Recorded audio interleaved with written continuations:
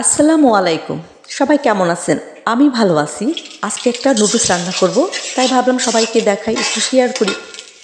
প্রথমে ডিম দিয়ে দিলাম, হালকা একটু ডিমটা নাড়াচাড়া করে রাখলাম। এখন বিভিন্ন পদের সবজি কেটে রাখছি। এটা পেঁয়াজ কুচি দিয়ে দিলাম, কেমন হবে জানি না, যাই হোক কাঁচামরিচ দিয়ে দিলাম। এগুলো সবটা আমি আগেই কেটে রাখছি। এখন দিয়ে দিলাম ক্যাপসিকাম, তারপর একটু নাড়াচাড়া দিয়ে রাখবো। এখন দিয়ে দিব টমেটো।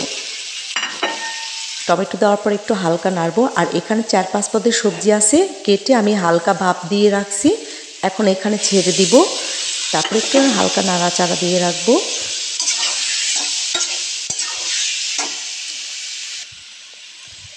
তারপরে একটু হালকা স্বাদের জন্য আমি একটু টমেটো সস দিয়ে দিব। টমেটো সসটা দিয়ে পরে হালকা একটু নাড়া দিব। আসলে গতকালকে আমাদের মুন্সিগঞ্জের আবদুল্লাহ ভাইয়ের বাড়িতে এজেন্টদের জন্য একটা জনসভা ছিল, ওখানে ছিলাম। হালকা পাতলা একটু গলাটা বসে রয়েছে, তাই কেউ কিছু মনে করবেন না। আরেকটা কথা বলি, সবাই দানের শেষে একটা ভুট্টা দিয়ে দিবেন। আমার বাসায় তেমন একটা মাংস ছিল না, বাট অল্প একটু মাংস ছিল, তাই অল্প মাংস দিয়ে আজকে নুডলসটা রান্না করলাম। তবে এই নুডলসটা আমি আগে সিদ্ধ করে রাখছি।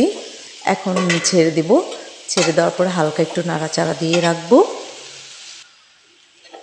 কেমন হবে জানি না। আর এটা ধনেপাতা এখন দিয়ে দিব। ধনেপাতা দিয়ে পরে হালকা একটু নাড়া দিব, নাড়াচাড়া দিয়ে মিক্সচার করব, যাতে যেন নুডলসটা একটু ভালো হয়। তারপরে এর উপরে ম্যাগি মশলা আমি ছিটায় রাখছি।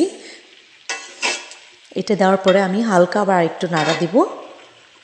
তবে আমার নুডলসটা খুব ভালো হয়, বাড়ির সবাই বলে নুডলসটা খুব ভালো। সবাই আসবেন, আমার বাসায় দাওয়াত রইল। আর কমেন্টে জানাবেন কেমন হয়েছে।